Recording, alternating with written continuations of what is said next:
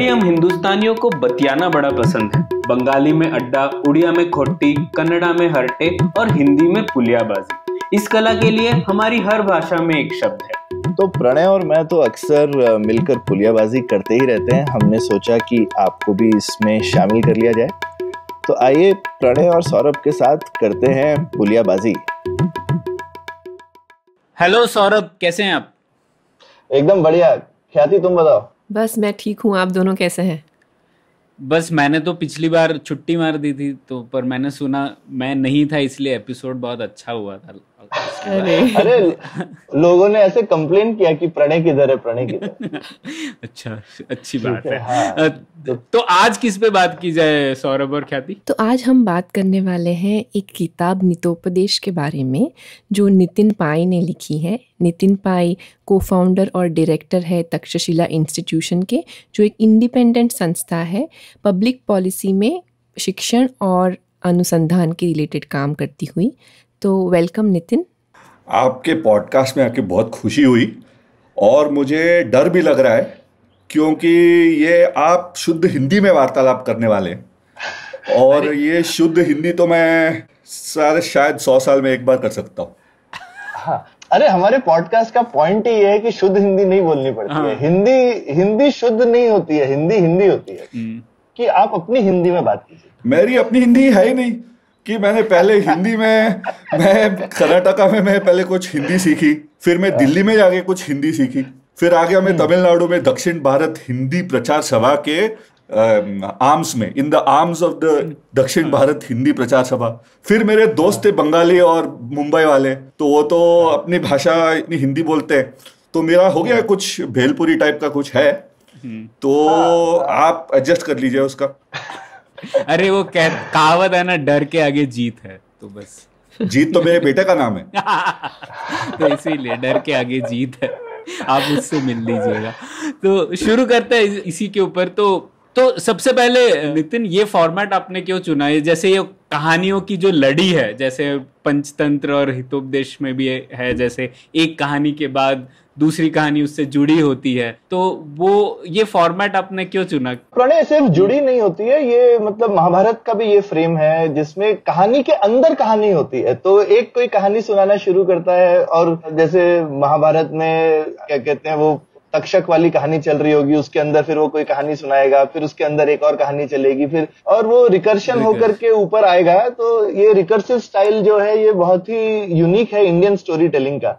हाँ। तो मेरा तो ये एक फेवरेट चीज है। तो ये बिल्कुल नितिन, ये इस चीज पे ये देखिए, पहले ये बुक जो मैंने लिखी है, कि मैंने अनुवाद किया है, कि मैंने प्रस्तुत किया है, ठीक से मैं भी नहीं जानता। हाँ। और जिसका नाम भी है नितोपदेश, लोग पूछते हैं कि भाई ये नितोपदेश का मतलब क्या हुआ, नितिन का उपदेश है क्या? हाँ, नितिन का भी उपदेश हो सकता है, लेकिन नीति का भी उपदेश हो सकता है। तो इसमें मुझे लगता है कि काफी इसमें रिडल्स हैं और मिस्ट्रीज हैं। पहले कवर से, फ्रंट कवर से लेके बैक कवर तक इसमें मिस्ट्रीज हैं, रिडल्स हैं, पजल्स हैं, जो आपको सॉल्व करनी पड़ेंगी। तो आपने ठीक कहा कि भारतीय इतिहास में, जैसे क्लासिकल लिटरेचर में वो ओरल कल्चर हुआ करता था। ओरल कल्चर का मतलब क्या हुआ कि लिखना नहीं होता था, कि कहानियां सुनाने का कल्चर हुआ करता था। तो उसमें कोई आदमी वो स्टोरी कहता था, storytellers would tell a story, और उसके बाद वो स्टोरी का अंत ही नहीं होता था। उसके बाद वो स्टोरी के अंत होने से पहले कुछ और दूसरी स्टोरी आ जाती थी, और ऐसे उनका जॉब सिक्योरिटी भी बढ़ने लगा स्टोरी टेलर्स का, कि कोई स्टोरी एंड ही नहीं हो रही है भाई, कल कंटिन्यू हो रही है, तो उसको कब भेजें घर, तो उसको पैसा देना ही पड़ता है रोज स्टोरी कहने का। लेकिन ये जो story with in a story जो फ्रेम है, ये इंडिया का एक वेरी सारी क्विंटेसेंशियल पार्ट है इंडियन लिटरेचर का। जैसे अरेबियन नाइट्स जो है is actually based on an Indian format, कि उसकी कैरेक्टर्स वगैरह अरेबियन हो सकती हैं, लेकिन उसका बेस जो है वो इंडिया का ही है। सो पंचतंत्र को देखिए, जातका टेल्स, हितोपदेश, महाभारत, ये सब story with in story format में है। और इसका ये इंटरेस्टिंग पार्ट ये है कि देखिए कि just like there are stories within stories, there are puzzles within puzzles, there are lessons within lessons, there is dharma within dharma। कि जैसे स्वधर्म है, जो एक आदमी का स्वधर्म है, इट इज सराउंडेड बाय उसका, शायद उसकी फैमिली का जो धर्म है उसको, अरे भाई हिंदी में क्या बोलते हैं फैमिली धर्म को, परिवार धर्म होगा, फिर उसकी नागरिकता का नागरिक धर्म होगा, फिर उसका उससे भी बड़ा धर्म होगा। तो everything is one with in the other, and वो स्टोरीज भी ऐसे ही कुछ रिफ्लेक्ट करती हैं कि everything is one with in the other, nothing is isolated. और ये जो स्टोरी के जो कैरेक्टर्स हैं, क्योंकि वो पशु पक्षी हैं और अलग अलग प्रकार के पशु पक्षी वगैरह आते हैं, इससे कुछ फ़ायदा होता है स्टोरी टेलिंग में? मुझे लगता है कि कहीं क्या ऐसा कुछ होता है कि थोड़ा डिस्कनेक्ट हो जाते हैं हम, और हम सिर्फ वो स्टोरी पे ध्यान दे पाते हैं, ऐसा कुछ विचार है इसके पीछे? ख्याति, आप पहले एक देख लीजिए कि आज तक भारत में किसी पशु या पक्षी ने किसी आदमी पे केस नहीं डाला है कि डेफेमेशन का कोई केस नहीं लगेगा, कि इंसल्टिंग का केस नहीं लगेगा, कि पशु पक्षियां हैं भैया तो है, कि उनकी कोई जाति नहीं होती है, कि उनकी कोई सरनेम नहीं होता है, उनका कोई पॉलिटिकल पार्टी नहीं होती है, तो कोई आपको कोर्ट तो नहीं ले जाएगा। सो मुझे लगता है कि भाई ये अच्छा ही है कि पशु पक्षियों को ले लीजिए आप और उनके ऊपर कहानी बनाइए। लेकिन पता नहीं कल परसों क्या होगा कि हमारे बच्चे तो ऐसे हैं कि कहते हैं कि भाई पशु पक्षियों का भी ये होता है, फंडामेंटल राइट्स होते हैं, वो भी आपको सू कर सकते हैं। तो पता नहीं 10-15 साल में क्या होगा कि कोई मुझ पे केस भी डाल सकता है, कोई पक्षी या कोई पशु या कोई वृक्ष। और वो एक फेमस केस भी तो है, वो मंकी ने किसी का फोटो ले लिया था और उसके बाद उसके ऊपर केस हुआ था कि वो इंटेलेक्चुअल प्रॉपर्टी वो मंकी की है या वो इंसान। तो हो सकता है ऐसे, हो सकता है हो चुका है। तो नहीं, हमारे साथ भी हो सकता है, अभी कोई पता नहीं है कि 10-15 साल में क्या होगा।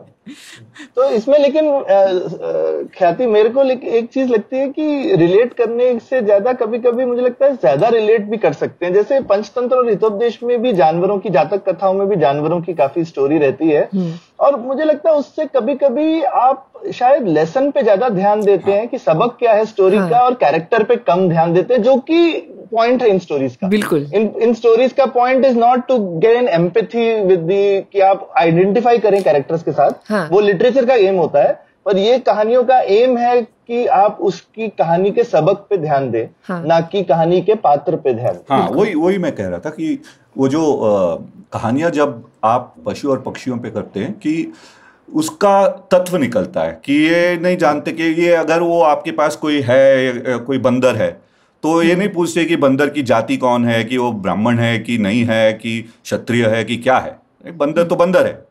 तो आप ऐसे एक्सट्रेनियस इन्फ्लुएंसेस जो डिस्ट्रैक्ट करती हैं, आप उसको निकाल सकती हैं, और आप फिर सिर्फ उसके लेसन और उसके तत्व और उसके मोरालिटी पे ध्यान दे सकती हैं। और मुझे लगता है अच्छा ही है, और ये बहुत ट्रैवल भी करता है कि भारत से बाहर बंदर ही है, हाथी ही है। हाँ। तो ये स्टोरीज ऐसे ट्रैवल भी कर सकती हैं कि उनकी कोई कल्चरल स्पेसिफिसिटी नहीं रहती, कि किसी भी दुनिया के किसी भी देश में आप ये कहानियां पढ़ सकती हैं, और उतना ही उसका ये रखती हैं कि मायना रखते हैं कि जैसे भारत में।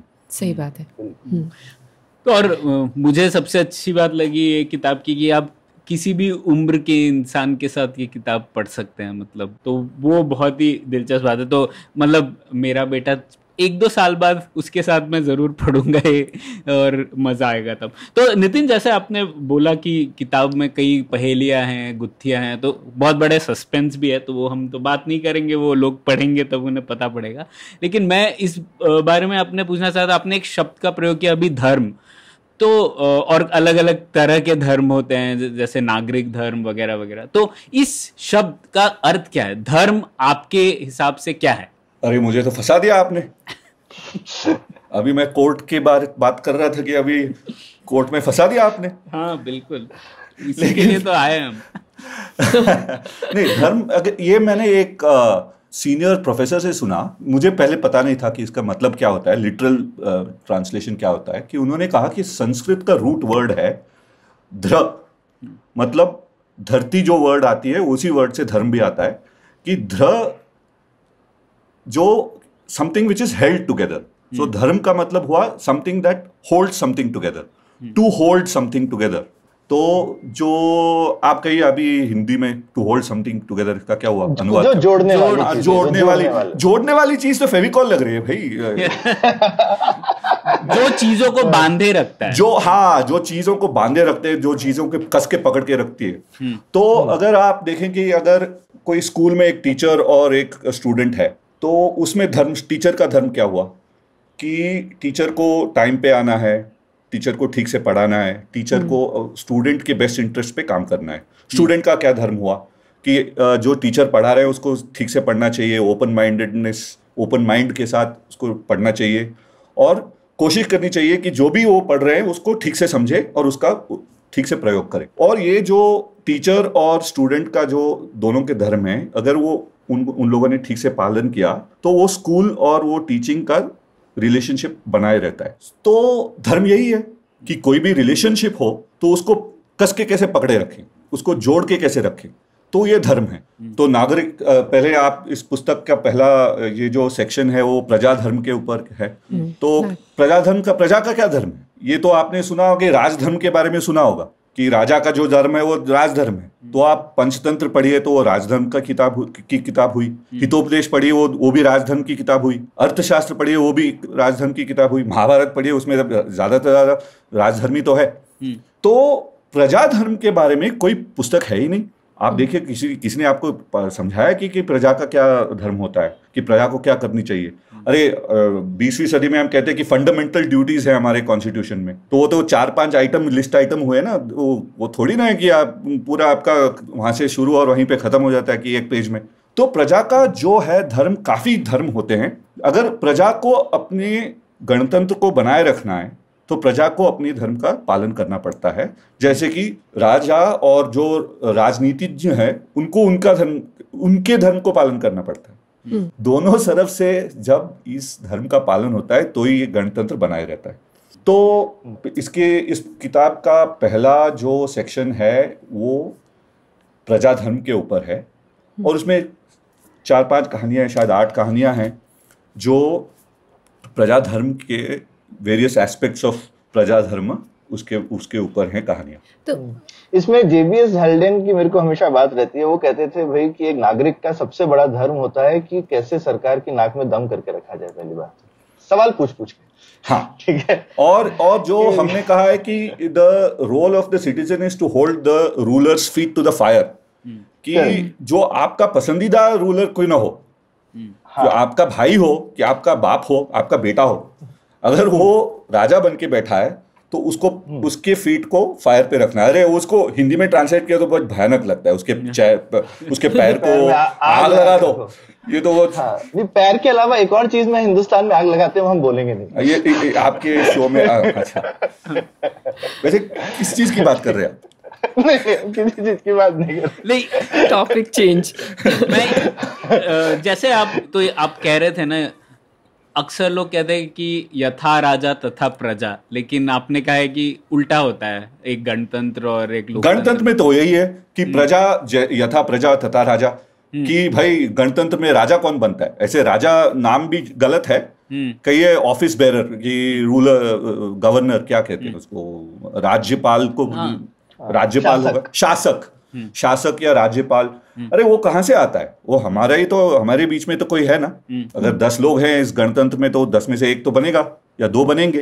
तो जैसे वो 10 है वो भी वैसे ही टाइप का होगा। तो ये नहीं हम मान सकते कि भाई कि आपका जो शासक है, आपका जो प्रधानमंत्री है, आपका जो राष्ट्रपति है वो कहीं दूसरे ग्रह से टपक पड़ा है और दूध का धुला हुआ है कि वो सब ठीक करेगा, कोई गलत काम ही नहीं करेगा, उसकी कोई बुराइयां है ही नहीं। अरे भाई हमारे पास जो बुराइयां हैं उसकी भी वही बुराइयां हैं, हमारे पास जो अच्छाई हैं वो भी उसी की हैं। तो जब तक प्रजा अपने आप को ठीक नहीं कर सकती, नहीं करती, तो आपका शासक भी ऐसे ही मिलेगा ना। शासक को ही आप दूसरे ग्रह से थोड़ी नहीं लेके आएंगे। और आपकी एक कहानी में आपने बहुत अच्छे से समझाया कि अगर आप ये नहीं करते हो, उनको अगर ये सवाल नहीं पूछते हो या उनको वो अकाउंटेबिलिटी नहीं देते हो, तो फिर अच्छा राजा जो शुरू में एक हमें लगता है कि ये बड़ा ही ज्ञानी और बहुत ही जस्ट राजा है, लेकिन वो भी एक टायरेंट में कन्वर्ट हो सकता है। ये एक आपकी कहानी है जिसमें आपने the mongoose who was wise and just, इसमें इसी की कहानी आपने बताई है। तो उस कहानी में क्या होता है कि पहले एक शेर होता है कि वो बहुत दुर्गुण है, उसका नाम भी दुर्गुण है और बहुत बुराइयां करता है। तो सारे प्राणियां मिलती हैं और के भाई उसको निकाल दो, पानी में फेंक दो, तो उसको फेंक दिया। फिर दूसरे को एक मंगूस आया, वनकेतु, उसको बना दिया अभी शासक। तो उसको बना दिया और उसको चढ़ा दिया ऊपर, तो उसकी भी चढ़ गई, तो थोड़े ही दिनों में वो दुर्गुण की तरह ही बन गया। तो इसका ये मतलब है कि देखिए, आप किसी को भी आप एक पोजीशन ऑफ पावर में डालें, आपके ऑफिस का मैनेजर बनाइए या सीईओ बनाइए या उसको शासक बनाइए या कुछ भी बनाइए, उसके हाथ में अगर जब पावर आ जाता है और आप उसको कंट्रोल नहीं करते, आप उसको नेगेटिव फीडबैक नहीं देते, तो कहानी वही हो जाती है। नाम बदल जाते हैं लेकिन पात्र वही रहते हैं। दुर्गुण जो बुरा सा एक व्यक्ति था वो तो चला गया, वनकेतु आ गया, लेकिन वनकेतु भी दुर्गुण ही बन सकता है ना, अगर प्राणियों ने उसमें basically the story is that unless you hold the feet to the fire, you will get bad governance because power corrupts. जो आपने इंग्लिश में तो सुना ही होगा कि power corrupts and absolute power corrupts absolutely. तो मुझे लगता है कि ये जो पॉलिटिक्स है या पावर है, इसका एक नेचुरल ही एक सिचुएशन है कि आप किसी को भी ऊपर चढ़ा दीजिए तो वो हो जाता है, उसका दिमाग फिर जाता है। हाँ, तो इसीलिए आलोचना का बहुत बड़ा महत्व है एक लोकतांत्रिक नागरिक के लिए, और हीरो वर्शिप जैसा आपने कहा, वो अक्सर उसके काफ़ी नेगेटिव कॉन्सिक्वेंसेस होते हैं। तो ये एक अच्छा सबक है शायद सिटीजन। और आलोचना शासक के हित में है कि अगर आलोचना ठीक से हो तो शासक अच्छा शासक बन सकता है, नहीं तो वनकेतु बन जाएगा, दुर्गुण बन जाएगा, लोग उसको फेंक देंगे पानी में। एक थोड़ा सा शुरू से शुरू करते हैं। आपकी जो पहली कहानी है, इसका नाम है the donkey who wants to live in the mountain realm. तो उस कहानी में सवाल ये है कि आप किस प्रकार की जगह में रहना चाहते, किस प्रकार के शासन में रहना चाहते। एक तरीके से जो डायलेमा यहाँ ट्राइलेमा पूछा गया ये कि क्या एक आप अनार्की में रहना चाहोगे, एक प्रकार के फीफडम में रहना चाहोगे, या एक ऐसी जगह जहाँ पे रूल ऑफ लॉ हो वहाँ रहना चाहोगे। तो इसमें एक बहुत इंटरेस्टिंग एक लाइन आपने कहीं लिखी हुई कि जिसमें एक कैरेक्टर है जो जैकल पूछता है डोंकी को, जो डोंकी बोलता है मुझे रूल ऑफ लॉ वाली जगह पे रहना है। तो ये बोलता है अच्छा तुम वहाँ रहना चाहते हो जहाँ वो बेवकूफ़ लोग रहते हैं जो रूल्स फॉलो करते हैं। जब उनको वो रूल फॉलो करने से उनको बेनिफिट नहीं हो रहा हो, उनको फ़ायदा नहीं हो रहा हो, तब भी वो रूल फॉलो करते हैं। ऐसे बेवकूफ़ों से भरी जगह तुम रहना चाहते हो? ये एक सवाल पूछता है, जो मतलब मुझे लगता है कि ये हमारे समाज का एक अच्छा प्रतिबिंब है। हम रूल्स को तो वैसे ऊपर से तो ज़रा मानते हैं, पर जब हमें थोड़ा कन्वीनियंट ना लगे तो हम बहुत आसानी से, हमें लगता है ठीक है इसको चेंज कर सकते हैं या हम उसको तोड़ मरोड़ कर सकते हैं। इस प्रकार का हमें एक बड़ा कंफर्ट है। तो क्या मतलब आपको क्यों लगता है कि ये रूल ऑफ लॉ क्यों ज़रूरी है एक प्रकार के प्रोग्रेस के लिए? पर वैसे इससे पहले कि नितिन बोले, ख्याति आप अपने लिए बोलिए, आप सिंगापुर में रहती है, हम तो सब रूल फॉलो करते हैं भारत में। हाँ नितिन आप बोलिए। आप देखिए, पहले तो वो इस किताब की पहली कहानी नहीं है, तो ये भी एक पजल है, ये भी एक पहेली कि इस किताब की पहली कहानी कौन सी है। हाँ। तो ये किताब जो है 1980s में जैसे एक फिल्म के ट्रेलर आते थे, वो कहते थे कि action packed romantic musical mystery thriller of the year. तो इसमें मैंने सब मसाला है, इसमें डाल दिया है मसाला। इसमें एक्शन है, रोमांस है, मिस्ट्री है, एक्शन है, इंटरनेशनल रिलेशंस है, सब है। हाँ। तो इसमें मुझे मजा आ रहा है कि आपको उसको पता नहीं चलेगा कि आपकी इसकी पहली कहानी कौन सी है। आप जरा गौर से पढ़िए, ध्यान से पढ़िए, तो शायद आपको पता चले कि पहली कहानी कौन सी। बराबर। जैसे जो आपने जो कहानी वो कही है कि फर्स्ट रूल ऑफ लॉ की है, वो उसका मैंने पहले जिक्र महाभारत में देखा। मैंने जब शांति पर्व में भीष्म पितामह ऐसे सोए हुए हैं, वो जो बेड ऑफ एरोस पे, पता नहीं उनको कितना दर्द हो रहा था, तो सोए हुए हैं और ये पांडव उनके सामने जाते हैं और भाई क्वेश्चंस पूछते ही जा रहे हैं। भाई वो दादाजी सो रहे हैं भैया, वहां पे दर्द हो रहा है उनको, आप इतना क्वेश्चंस क्यों पूछ रहे हैं? शांति पर्व बना हुआ है, शांति पर्व में यही है, युधिष्ठिर पहले जाता है, फिर अर्जुन जाता है, फिर भीम जाता है। भाई अगर भीष्म था तो उनको 2 थप्पड़ दे बैठ के, बता भाई मैं सो रहा हूँ यहाँ पे, चलो यहाँ से, आप क्या क्वेश्चन पूछ रहे हो, बहुत दर्द हो रहा है। लेकिन भीष्म पितामह बहुत अच्छे व्यक्ति थे, तो उन्होंने इन सब के क्वेश्चंस, इन सवाल के उन्होंने ठीक से जवाब दिए। तो उसमें युधिष्ठिर उनसे पूछता है कि भाई आदमी को कहाँ रहना चाहिए, कैसे राज्य में रहना चाहिए। तो भीष्म पितामह कहते हैं कि भाई ऐसे पहले एक राज्य में रहना चाहिए जहाँ पे रूल ऑफ लॉ हो। तो मैं पढ़ता हूँ बुक्स में, as old Bhishma citing ancient seers, मतलब ये भीष्म पितामह भी कह रहे हैं कि पहले हुआ था, उनके पहले, said on his deathbed of arrows, one should first select a ruler in whose dominions to live. पहला अपना राज्य चुनो, पहले अपना राज्य चुनो, then he should select a wife, उसके बाद शादी करो, and then earn wealth, उसके बाद अपना स्टार्टअप बनाओ। सौरभ सुन रहे हो? If there is no king, what would become of his family and property? ये कहते हैं भीष्मा कि पहले आप राज्य ऐसा चुनिए जहां पे आपको योगक्षेम मिले, कि जो भी आप अपना काम कर रहे हैं उसका फल आपको मिले, कोई रिस्क ना हो। अगर ये जो पहली कहानी जो भी कहानी आप अपनी बताई, उसमें क्या होता है कि दूसरे जो प्राणी हैं वो पैसा बना लेते हैं, कमा लेते हैं, लेकिन उनको वो पैसा नहीं मिलता, कुछ और ही हो जाता है, क्योंकि वहां पे रूल ऑफ लॉ नहीं है। तो ये हुआ कि भाई आप पहले ऐसी जगह जाइए वहां पे जो रूल ऑफ लॉ बना रहे, और आपका जो आपने जो काम किए हैं उसके फल आपको मिले। लेकिन ऐसा कैसा राज्य होता है? वो ऐसा राज्य होता है जहां पे आप खुद रूल्स फॉलो करें। वो तो पहले आपको तो करना पड़ता है ना। उसके बाद रूल ऑफ लॉ का मतलब ये नहीं कि भाई हर जगह पुलिस हो डंडा लेके और देखे कि भाई और अच्छा आप सिगरेट पी रहे हैं तो चले जेल में, आपने यहाँ पे पार्किंग गलत की है तो चलिए जेल में, आपने पता नहीं कौन सी साड़ी पहनी है तो आप चलिए जेल में।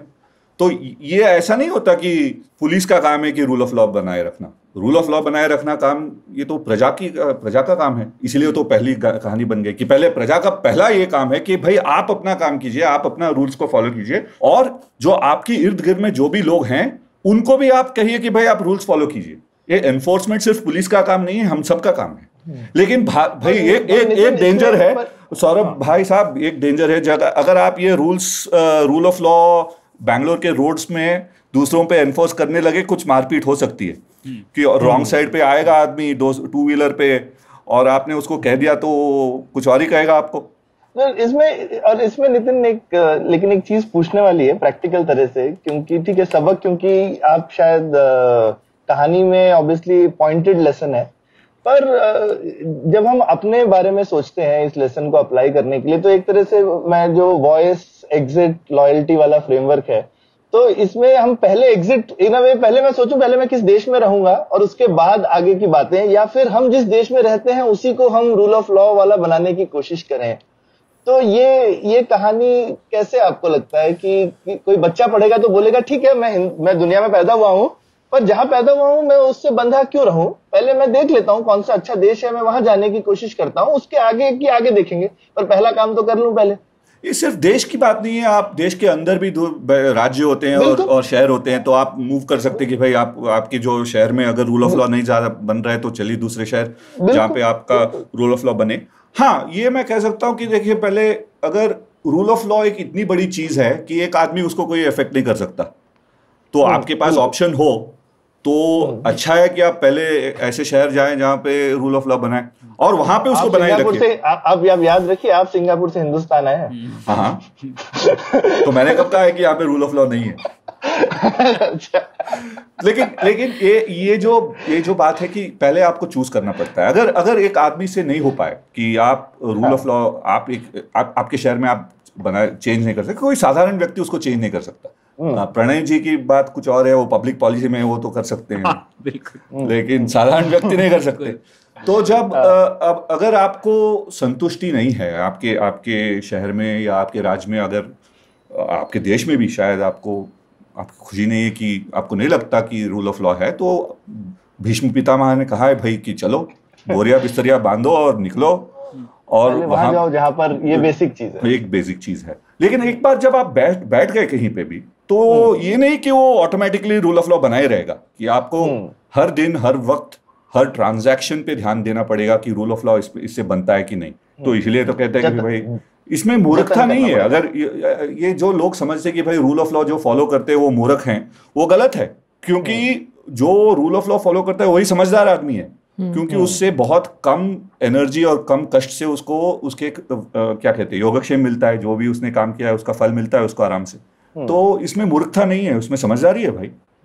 हाँ वो तो है, लेकिन जब ऐसा होता ना कि बहुत सारे लोगों में एक या दो ही रूल फॉलो कर रहे होते और बाकी के वो लोग बोल रहे हैं कि कोई नहीं कर रहा है तो तुम क्यों कर रहे हो, मतलब तुम क्यों लाइन ये यहाँ रेड लाइट में तुम अकेले क्यों वो टाइमर का वेट कर रही हो, 15 सेकंड पहले तुम क्यों नहीं आगे जा रही हो, तुम्हारे पीछे वाला तुम्हें हॉर्न बजा बजा के बोल रहा है कि भाई निकलो अब खुलने वाली है, उसके पहले ही हम थोड़ा आधे रास्ते पहुंच जाते हैं। पर तो ये मतलब हम अकेले ही हैं जो ऐसा कभी कभी लगता है कि हम फॉलो करने की कोशिश कर रहे हैं, हम बेवकूफ़, मतलब मैं ये नहीं कह रही हूँ, मैं तो मानती हूँ कि फॉलो करना चाहिए, बट ये हम ये माइंडसेट कैसे चेंज कर सकते हैं? हाँ देखिए, आप इस किताब की तीसरे सेक्शन में एक कहानी है द डोंकीज आंसर, जो आपने जो कॉन्टेक्स्ट बताया बस वही है।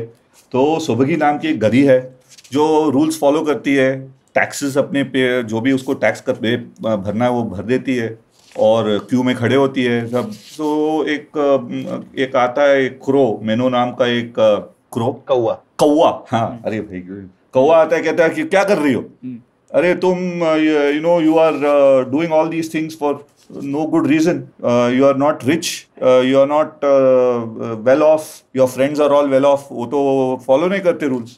तो सोबगी कहती है भाई I follow the rules because that's me, मैं rules थोड़ी ना फॉलो कर रही हूँ कि इससे मुझे कोई पैसा देगा या कुछ मुझे मेडल देगा, मैं हूँ, ये मैं हूँ, this is my nature, तो मैं उसको फॉलो करती हूँ। मुझे लगता है ये ठीक है कि अल्टीमेटली आपको रूल्स फॉलो करना या आपको एक अच्छा व्यक्ति बनना किसी के डर से नहीं होना चाहिए, ना ही किसी लोभ से होना चाहिए कि अरे मैं I will be a good boy तो मुझे कोई पैसा देगा, I will be a good girl तो मुझे कोई पैसा देगा, ये तो थोड़ी ना होनी चाहिए। You should be good because you want to be good. तो सोबगी की ये कहानी है कि भाई I am just good because I want to be good, I want to be a law abiding person because I want to be a law abiding person, चाहे कुछ हो ना हो। सही बात। तो मैं इसमें धर्म का जो शुरू में नितिन ने एग्जाम्पल भी दिया था और डेफिनेशन, मैं कभी कभी इसको इस तरह से देखता हूँ, पता नहीं ये ठीक है कि नहीं, feel free to correct me, कि जैसे आप बोलते हैं कि ये अभी हम बोल सकते हैं उसका धर्म है, वो अपना धर्म निभा रही है, क्योंकि तो वो धर्म की एक ये भी डेफिनेशन होती है कि ये धर्म वो चीज है जो आपको आप बनाता है ना, क्यों एक तरह से उसका एक प्रॉपर्टी वाला मीनिंग भी होता है ना, कि एक पत्थर का भी धर्म होता है, कि पत्थर का धर्म पत्थर को पत्थर बनाता है। तो इंसान को इंसान क्या बनाता है, वो एक इंसान का धर्म होता है, राइट। और एक इंसान का धर्म इसलिए दूसरे इंसान से अलग हो सकता है क्योंकि आपको वो धर्म है जो कि आपको आप बनाता है। तो उस तरह से भी मैं देखता हूँ। और ऑब्वियसली इंसान तो, लेकिन पत्थर जैसी चीज नहीं है, हर पत्थर एक जैसा हो सकता है या पत्थर भी अलग अलग तरीके के होते हैं, पर फिर भी मतलब पर इंसान अपने को बदल सकता है और इंसान अपने को बदलने की क्षमता रखता है। इसलिए तो हम सीखना चाहते हैं, क्योंकि तो ये इवॉल्विंग क्वेश्चन रहता है कि धर्म क्या है, क्योंकि हम जो हैं वो हम भी अपने आप को, हम क्या बनना चाहते हैं वो भी हम बन सकते हैं ना, हम सिर्फ वो है नहीं जो हम हैं, और हम कुछ बन भी सकते हैं। तो भाई ये तो कुछ तगड़ी बात है, बहुत ही तगड़ी बात है, 2-3 कॉफियां पीनी पड़ेगी इसको समझने में। अब मतलब आपकी गूढ़ किताब की डिस्कशन हो रहा है तो सब गूढ़ बातें आ रही है मेरे दिमाग में। अच्छा, वाह वाह। तो इसी से जुड़ा हुआ एक सवाल था, जैसे कि एक कहानी है जो एक नागरिक का कॉमन एक्सपीरियंस होता है कई देशों में कि उन्हें रिश्वत देना पड़ती है, कई चीज़ें काम करवाना हो तो उसमें रिश्वत, कुछ ना मिले तो उसमें भी रिश्वत। तो इस कहानी के बारे में बताइए ना, और इससे क्या सीख मिलती है हमें? हाँ, ये भी तीसरे भाग का है, इस पुस्तक के तीसरे भाग में सटल स्केल्स ऑफ जजमेंट। उसमें पहले ये देखिए कि वो तीसरे भाग में पूरी कहानियां ऐसी हैं कि आपके पास 2 ऑप्शंस हैं और दोनों ही ऑप्शंस उतने अच्छे नहीं हैं, तो you have to select the less worse of the to.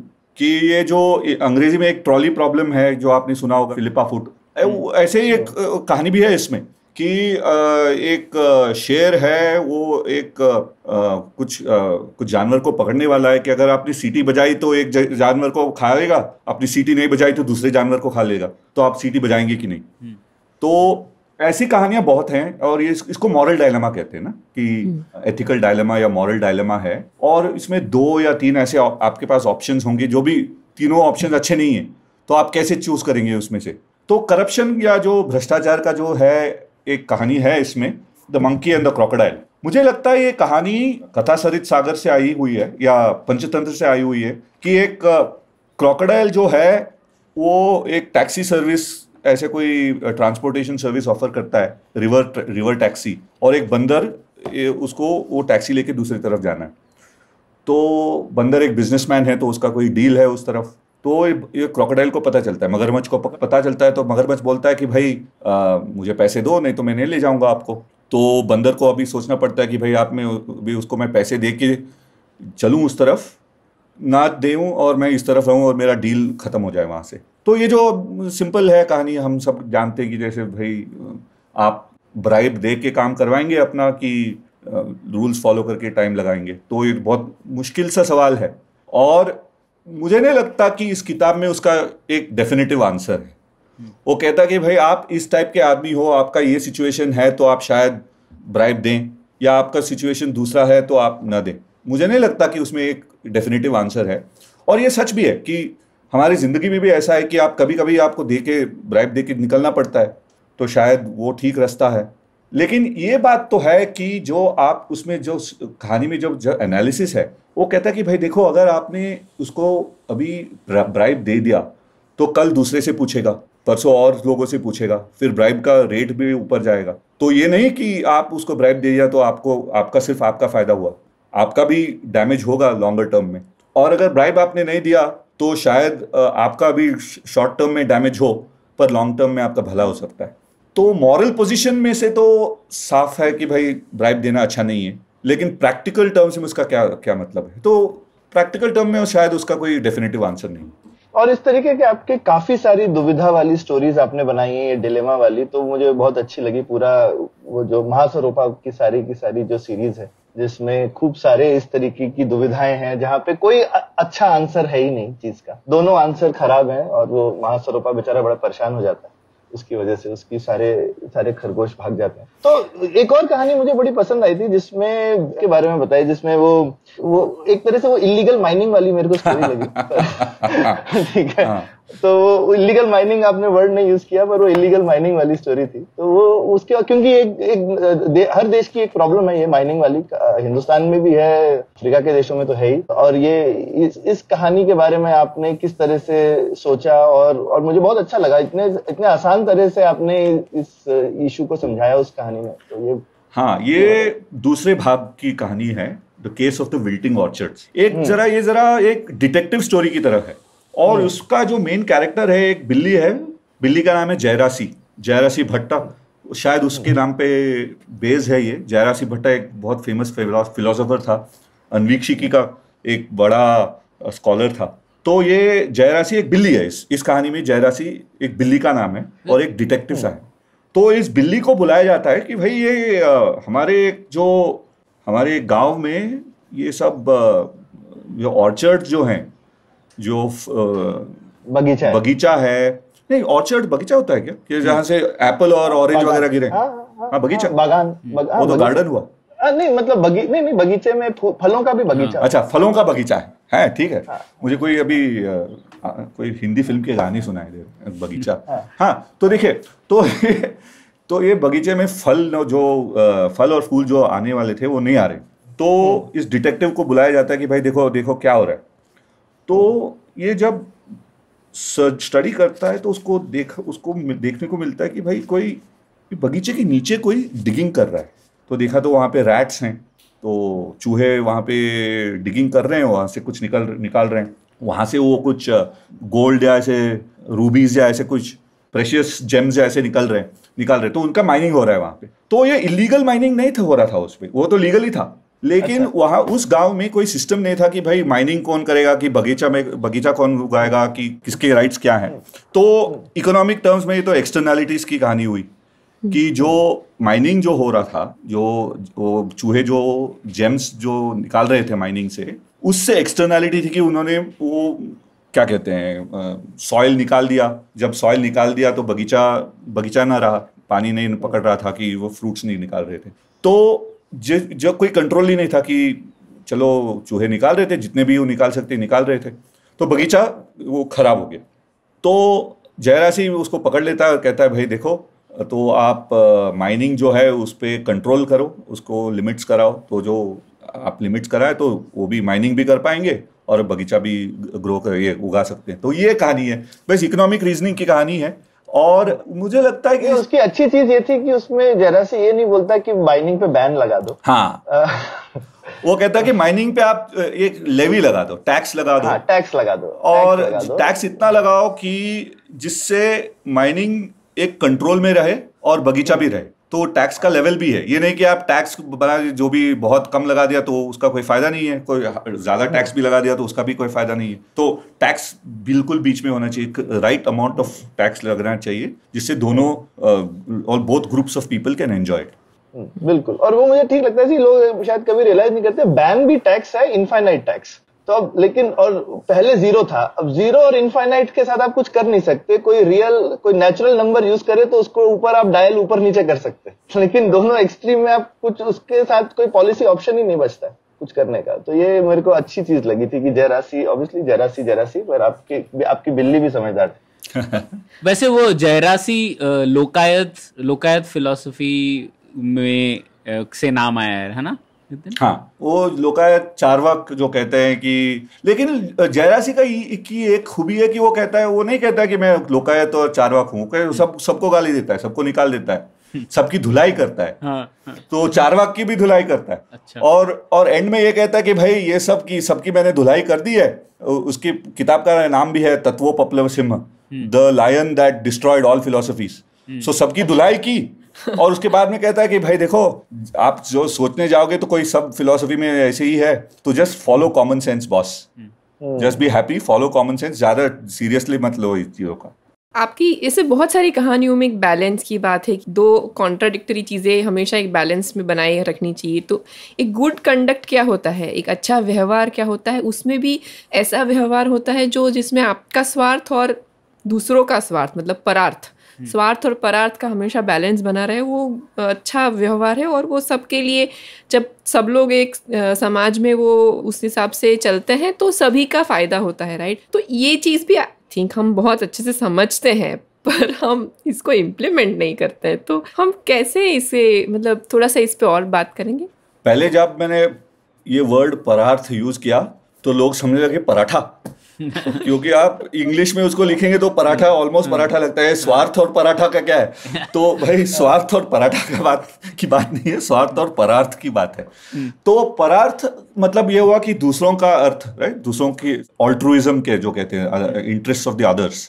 और स्वार्थ हुआ कि self interest and interest of the others. तो ये कैटेगरी साफ है कि माई इंटरेस्ट इज स्वार्थ, पब्लिक इंटरेस्ट इज परार्थ। लेकिन इसमें इंटरेस्टिंग चीज ये है कि स्वार्थ में भी कुछ परार्थ होता है। जैसे कोई स्वार्थ से एक कंपनी बनाए और वो कंपनी सक्सेसफुल हो जाए तो उससे लोगों को रोजगारी मिलती है, उससे कस्टमर्स की बेनिफिट होती है कि आप लीगली आप काम करो तो आप शायद आप कुछ जो भी गुड्स एंड सर्विसेज बेच रहे हो उससे लोगों का फायदा होता है, समाज का फायदा होता है। सो शेयर होल्डर्स का फायदा होता है, सरकार का फायदा होता है कि आप टैक्सेस दे रहे हैं तो सरकार उस टैक्स को लेके कुछ और कर सकती है।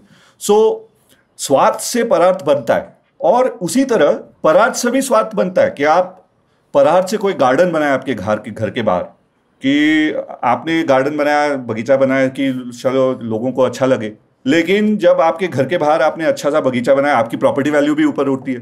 तो स्वार्थ और परार्थ इतने डिस्कनेक्टेड चीजें नहीं है, सिर्फ हमें देखना पड़ता है और समझने पड़ता है कि भाई इनमें से एक कनेक्शन है। जो भी हम स्वार्थ के लिए कर रहे हैं उससे परार्थ का भी होता है, परार्थ भी बनता है, और जो परार्थ के लिए जो कर रहे हैं उससे हमारा स्वार्थ भी बढ़ता है। और इसका जो बैलेंस है, आप देखिए इस किताब में काफी सारी कहानियां इस बैलेंस के बारे में है कि ये नहीं कि आप परार्थ के लिए आप अपना स्वार्थ छोड़ दें, उससे भी कोई काम नहीं होता। जैसे दूसरे भाग में होता है एक जो भालू है सिर्फ परार्थ के लिए काम करता है, फिर उसको बहुत रोना धोना होता है उसके साथ, और फिर उसको एडवाइस मिलती है कि भाई देखो अपना स्वार्थ कभी देखो। और दूसरा ऑपोजिट भी है कि आप स्वार्थ से जो आप काम करता है भाई उसका भी रोना धोना होता है, तो आपको परार्थ के बारे में सोचना पड़ेगा। तो बैलेंस की बात है, और ये बैलेंस सवाल उठता है कि बैलेंस कहाँ से आता है। सो समाज में उसका एक बैलेंस होना चाहिए, समाज के लेवल पे। और मुझे लगता है कि वो तो समाज के लेवल का बैलेंस हम कंट्रोल शायद नहीं कर पाए ना, हम कैसे इन्फ्लुएंस करेगी समाज का बैलेंस क्या हो, लेकिन हम अपने पर्सनल लाइफ में आप तो हम बैलेंस कर सकते हैं कि जैसे हम कैसा काम करेंगे, हमारे हिसाब से स्वार्थ और परार्थ का बैलेंस क्या होना चाहिए, तो हम डिसाइड कर सकते हैं और उससे हम काम कर सकते हैं, अपना काम चला सकते हैं। जैसे जो भी हमारा काम, जो भी हमारा बिजनेस है, कि आप स्कूल जा रहे हैं, तो ये सब में स्वार्थ और परार्थ का बैलेंस आप मेंटेन कर सकते हैं। हाँ, और अगर हम लोग पे गाड़ियां चला रहे हैं तो अक्सर दिखता है कि स्वार्थ ज़्यादा हावी हो जाता है परार्थ पे, और लोग अक्सर रूल ब्रेक कर देते हैं और किसी दूसरे नागरिक को नागरिक की तरह नहीं सोचते। तो शायद हाँ, वो तो हम देखते ही है हर ट्रैफिक को देख के भाई लगता है कभी कभी कि इस पुस्तक में, इस किताब में जो भी है सब नॉनसेंस है भाई, इसको उड़ा के फेंक दो, ट्रैफिक में पता नहीं क्या हो रहा है।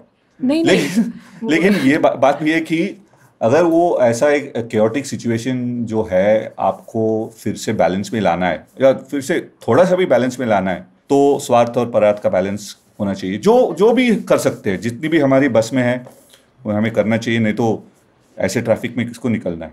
एक्चुअली मुझे एग्जैक्टली ट्रैफिक का किस्सा ही याद आया था जब मैं ये स्वार्थ परार्थ का सुन रही थी। एक बार मेरे साथ ये हुआ था कि मैं ऑफिस से वापस आ रही थी, एक फ्लाईओवर क्रॉस कर रहे थे हम, और एक तरफ सारे इस तरफ से आने वाले लोग जमा हो गए थे और दूसरी तरफ से आने वाले लोग जमा हो गए थे, क्योंकि दोनों ने अपना स्वार्थ देखा, सामने वाले का परार्थ भूल गए और उसमें उनका स्वार्थ भी गया, क्योंकि हम फ्लाईओवर के ऊपर ऐसे हेड टू हेड कोलिजन में 3 घंटे आए। मुझे पता नहीं कैसे वो खुला था, मतलब पता नहीं वो पेज किसने खोले थे, पर वो जो था वो बहुत ही गंदा वाला एक ट्रैफिक जाम हुआ था। तो ये सबने देखा ही है, ये इस प्रकार की उदाहरण आपने जो दिया, बिल्कुल ये मैक्सिमाइजिंग सेल्फ इंटरेस्ट का प्रॉब्लम है, right? When you maximise only self interest, when you think of only self interest and everybody thinks of self interest, you will get into a situation जैसे आपके फ्लाईओवर पे jam हुआ, तो आप पीछे भी नहीं हट सकते अभी। हाँ, तो फंस गए वहां पे स्वार्थ से।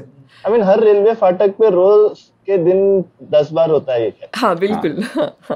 पर रेलवे फाटक में ना फिर भी थोड़ा जाने का जगह है, फ्लाईओवर के ऊपर जब होता है ना तो कोई भी नहीं जा सकता है। No, that is why it is stupid ना, कि उससे किसी का भला नहीं हुआ। जैसे वो किपोला's लॉज ऑफ स्टुपिडिटी है, there is a person called किपोला, उसने लॉज ऑफ स्टुपिडिटी बनाई, तो उसने एक डेफिनेशन दिया स्टूपिड पर्सन कौन है। Who is a stupid person? A stupid person is a person who does not benefit himself nor does he benefit anyone else. तो आप फ्लाईओवर पे जाके अगर जैम करके बैठ गए, आपका भी कुछ नहीं हुआ, दूसरों का भी कुछ नहीं हुआ, so you are a stupid person. It fits that thing ना, कि आप सिर्फ स्वार्थ से काम चलाएंगे तो स्टुपिडिटी हो ही जाएगी।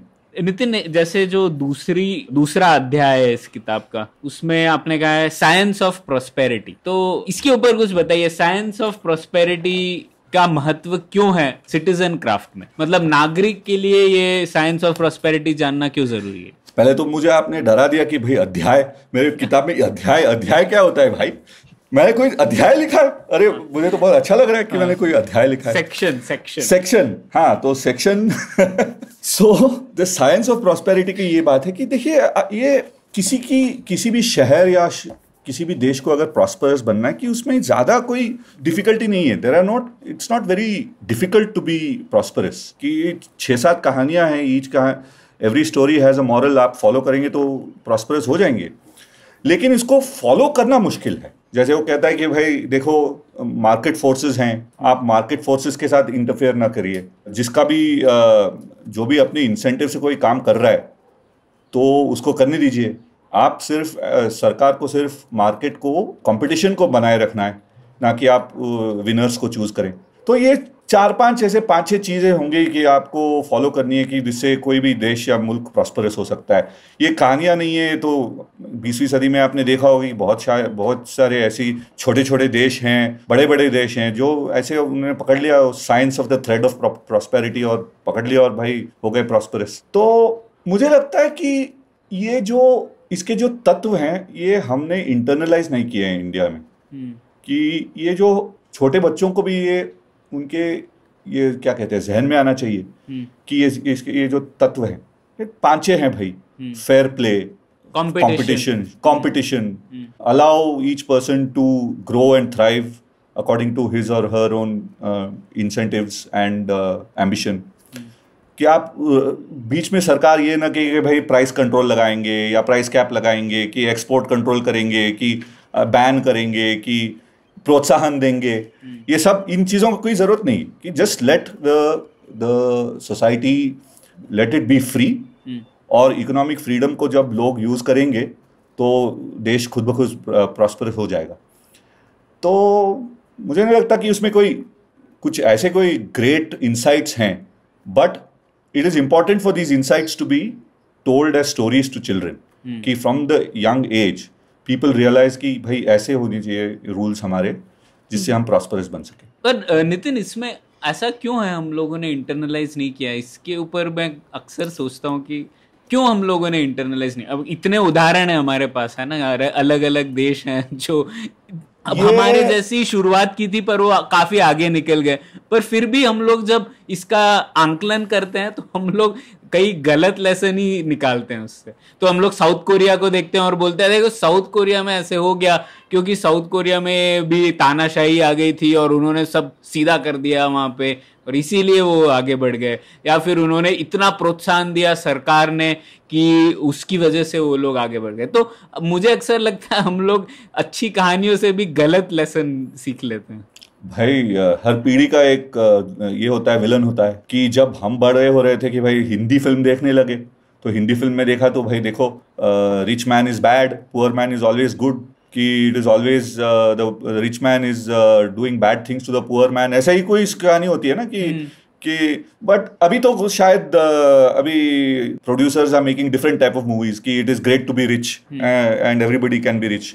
तो ऐसे जो स्टोरीज जो हम सुनते हैं, जब हमारे बचपन में जो स्टोरीज सुनते हैं, जैसे फिल्म्स देखते हैं, ऐसे इनका इन्फ्लुएंस बहुत होता है हम पे कि हमारे sense of right and wrong का। इसका साइकोलॉजी का भी अभी यही तो पकड़ा हुआ है कि research is showing us that early childhood experiences are the most important, कि जब बिफोर द एज ऑफ 10 साल की उम्र से पहले जो आप स्टोरीज जो सुनते हैं, पिक्चर्स देखते हैं, किताबें पढ़ती हैं, they influence you a lot. तो शायद वही है कि अगर आपको बदलना है कि if you want to change the situation for the better, you have to tell these stories to 10-year-olds, कि बच्चों को ये कहानियां सुनानी पड़ेंगी। ये नितिन, ये किताब लिखने में एक कहीं हिडन एजेंडा नहीं बोलूंगा, मतलब ये, और जिस खासकर फॉर्मेट में लिखी, थोड़ी हितोपदेश पंचतंत्र के, मतलब क्या ऐसी उम्मीद थी, पर लैंग्वेज बच्चों वाली नहीं है, मैं ये बता दूं लोगों को।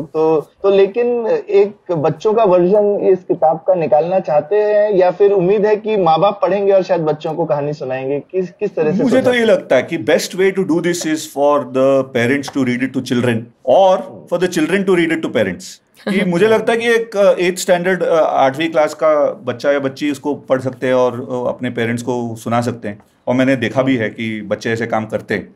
लेकिन ये देखिए कि ये जब कोई सीनियर सिटीजन या कोई पेरेंट ये किताब पढ़ता है और अपने बच्चों को पढ़ाता है, या ही reads it out to the children, I think उसका इफेक्ट कुछ और ही होता है।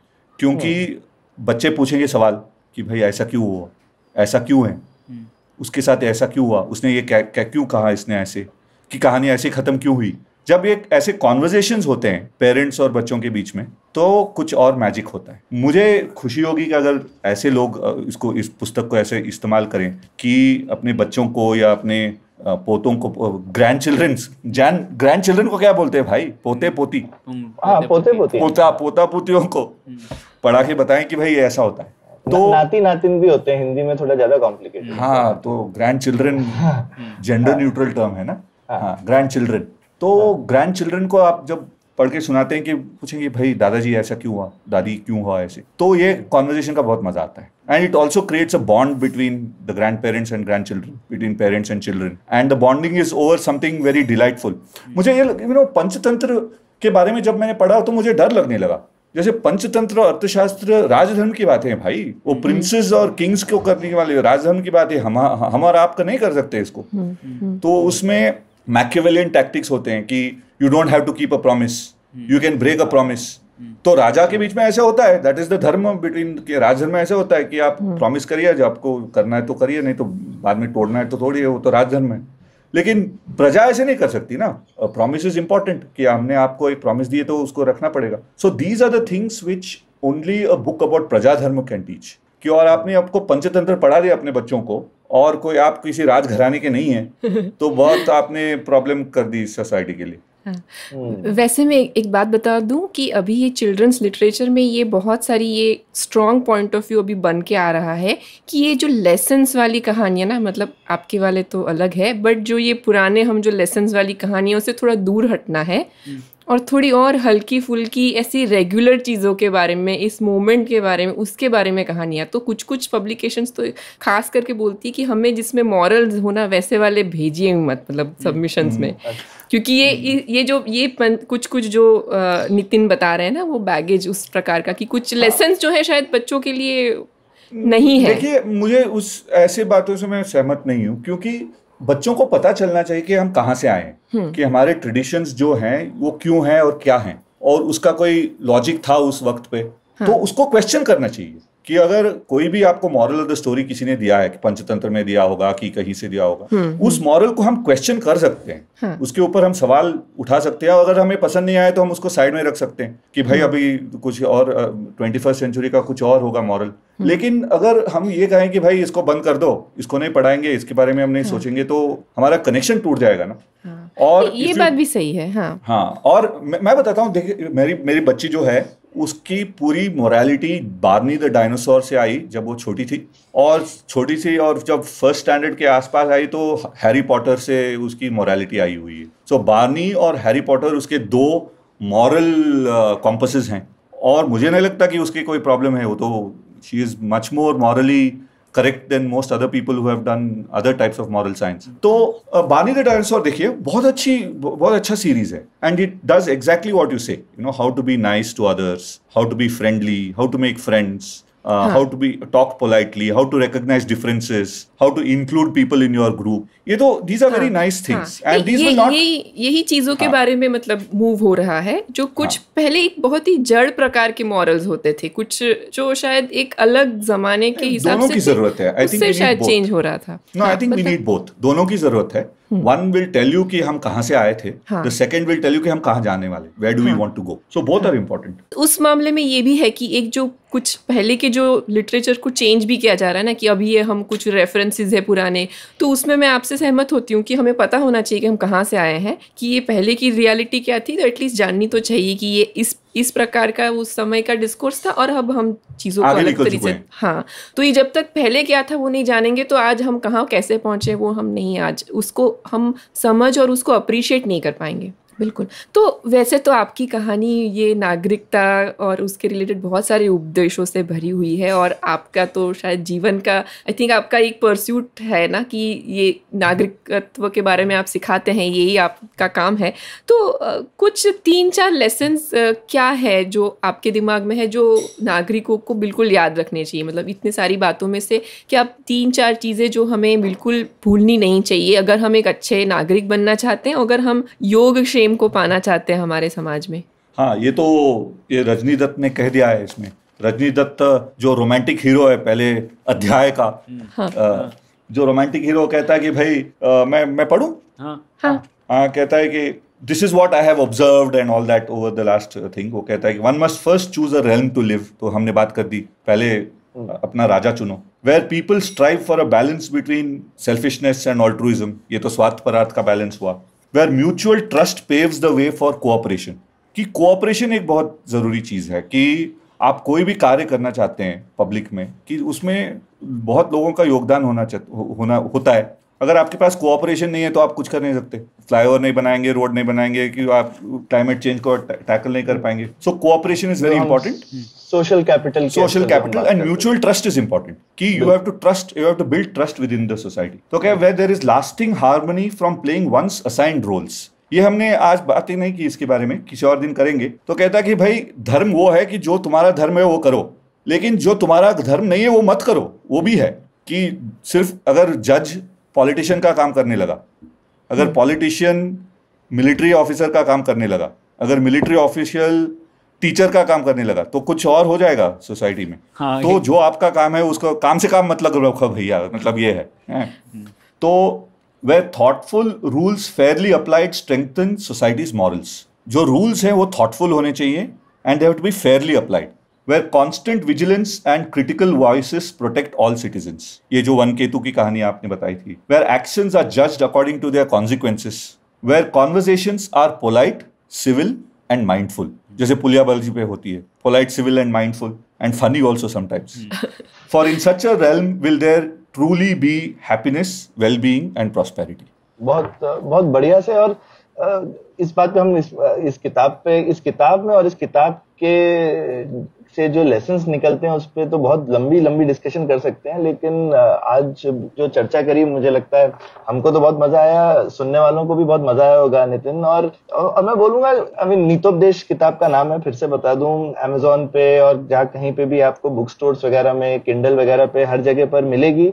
किताब के हमने लेसन्स की ज्यादा बात करी, पर मैं काफी किताब की क्रिएटिविटी का कायल हूँ। आप किताब पढ़ेंगे तो आपको समझ में आएगा कि ये कितनी खूबी से लिखी हुई किताब है, पढ़ने में, और एजलेस किताब है। बहुत मतलब 8वीं साल के बच्चे से 80 साल की दादी तक सब पढ़ सकते हैं इस किताब को।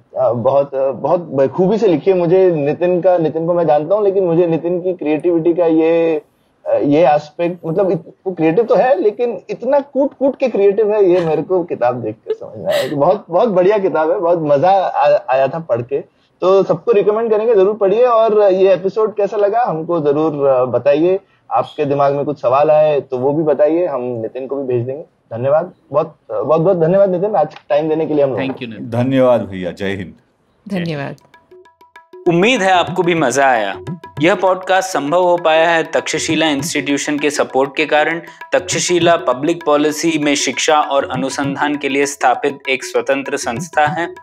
आप दुनिया के किसी भी कोने में हो, आपकी उम्र कुछ भी हो, अगर आप पब्लिक पॉलिसी, विदेश नीति या टेक्नोलॉजी गवर्नेंस में रुचि रखते हैं तो तक्षशिला की वेबसाइट takshashila.org.in पर उनके कोर्सेज को जरूर चेक कीजिए। और अगर आप पुलियाबाजी में शामिल होना चाहते हैं तो हमसे कनेक्ट कीजिए puliyabazi@gmail.com पर या फिर @puliyabazi ट्विटर पर। शुक्रिया।